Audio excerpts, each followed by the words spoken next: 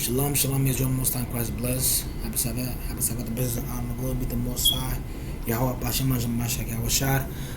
Today's part 2 of Ethiopia versus Babylon, or you will say for sure, because in the last video I said that Menelik left Jerusalem with the family of the 12 tribes, but I think I might have made an error in that. I don't know if it was the 12 elders, just random people from one of the tribes, but for sure I know that a bunch of, namely some of the 12 tribes are in Ethiopia, known as by Israel. And according to what I found on the drive through history, Solomon, Sheba, and the Ark of Covenant, according to ancient records, the Queen of Sheba ruled Ethiopia region in about 1000 BC. This was the same Queen of Sheba that the Bible tells us traveled to Israel to meet King Solomon according to tradition. The Queen of Sheba and King Solomon was the child who grew up to be King Menelik, the first in the unbroken dynasty of the Ethiopian rulers. Because I want to stop at the unbroken dynasty of the Ethiopian rulers. So Menelik, there were actually multiple Meneliks. There was Menelik the second. There was Menelik the first, the second. I don't know if it was a third. I think there was a third, but and during that era, Ethiopia was very powerful. But let me continue. Remarkable, a number of ancient text records recorded the tradition, including the 14th century documents known as the Glory of the Kings, that says Solomon and Sheba had a son named Menelik, who later returned to Ethiopia with his family and the Ark of the Covenant. We don't know whether the claim is true. We do know the generation of Ethiopia firmly believed to be true. We believe it to be true. We also know that for centuries, certain Ethiopian tribes have practiced ancient rituals very similar to those of the Old Testament Israel, and expected to claim descendant from the tribe of Israel. I want you to stop at there. Expect they claim descendants from the tribe of Israel, because, and also, like I said, earlier I said there was a tribe of Israel, the tribe in Ethiopia called known as Ba Israel. Yes, that is them, and they have proven through blood and customs they are Israel. So they sent them the Limba tribe and the Bantu tribe of Africa. Those three tribes are pure blood Hebrews. I don't want nobody. I don't know how to stress this out, because it's more in fact that they have the same. What did the brother Brown Monodonta say? But they had a specific DNA known as A1B1 something. But I don't know the name. But I get to it. But let me continue. In recent years, modern genetics test has validated some of these. Oh, hold up. In recent years, modern genetic testing has validated some of these claims. For example, Ethiopia, a group known as the Ba Israel or House of Israel, was officially recognized by Israeli. So even the Ashkenazi Jews are recognizing us as the true Hebrews, even though they ain't. But let me continue.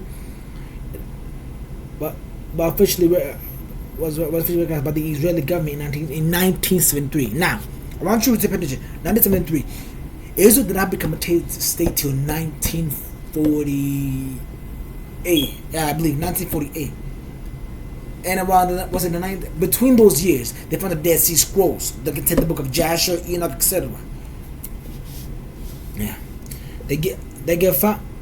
The GFAT, another Ethiopia tribe, estimated to add 20 to 30,000 people live further south in the rural countryside. The GFAT have faithfully observed Jewish laws and customs for hundreds of years. In fact, their name GFAT means the blowers. And according to the history, they were chosen by the kings of Ethiopia centuries ago to blow a special horn, or the blowers, known as the shofar, ahead of the Ark of the Covenant in the official pre-consolation. Okay, this is my first time hearing about the people known as the Gifar. My first time, and the Ark of the Covenant is an ornate box carrying Moses' copy of the Ten Commandments on a tablet of stone. The rod of Aaron and the pieces of the manna that miraculously appeared to sustain the Israelite tribe in wilderness. The Ark served as a central place of worship, religious life for the tribes of Israel from the times of Exodus until the Babylonia. into the Babylonian destruction of the Solomon's temple in Jerusalem in 586 BC. The fact of the Ark of the Covenant is one of the great mysteries of history. One of the great mysteries of history.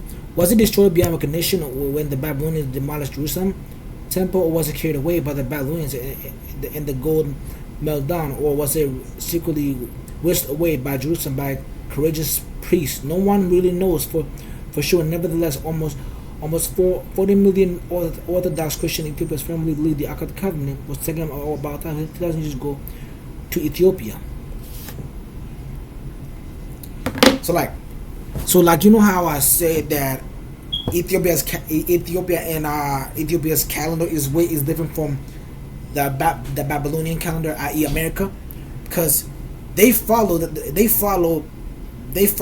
month by like the star. For example, every new moon is a new month per se, and there's a month we're missing in that calendar because, like I said, every year round, either someone's like, for example, my birthday is on February 17th. I was born on a Saturday, according to 2002, correct?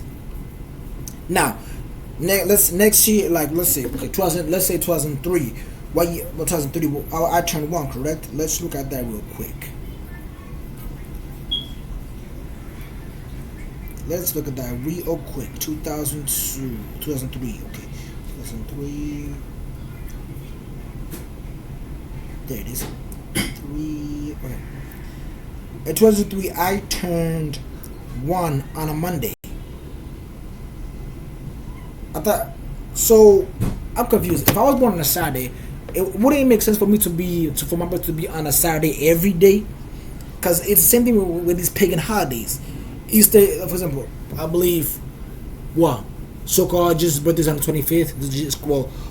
Caesar's birthday is on December 25th, according to them, but it always falls on a different day.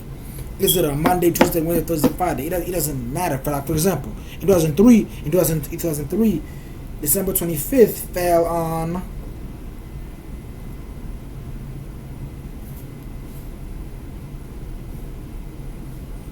December 25th fell on a Tuesday. So if we're looking at roughly about 3,000 years ago, I'm guessing she was born. I'm gonna guess roughly on a, could be on a Tuesday, could be on I don't know when, but because I know y'all noticed this, because it doesn't make sense how every year your birthday is on a different day in a different, out of nowhere. If you were born on a Saturday, logically speaking, you should be turning a larger number on the same day you were born, correct? Common sense, right? Because for some reason, every year it's like something new, different. It doesn't make sense. Because like what I said, they follow. Because I was originally born in Africa. Because when I came here, they chopped off my age. I know. Because I know chopped off a lot of my immigrants' ages. I could be wrong. That's proven fact because I don't know exactly how old I am per se.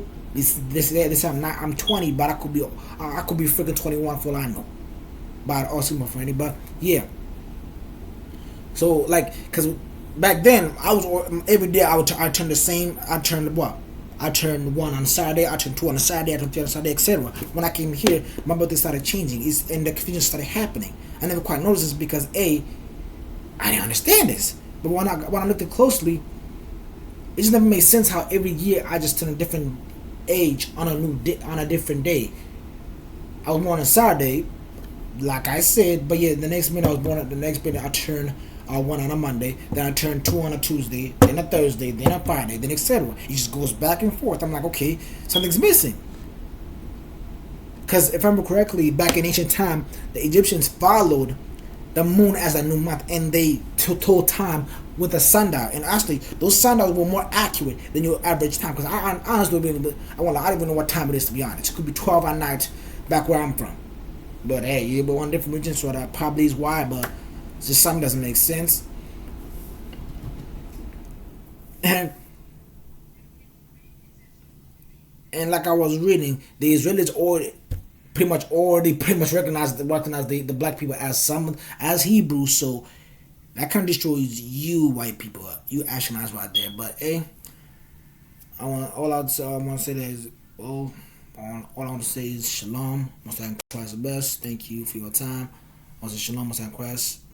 Have a blessed day, y'all.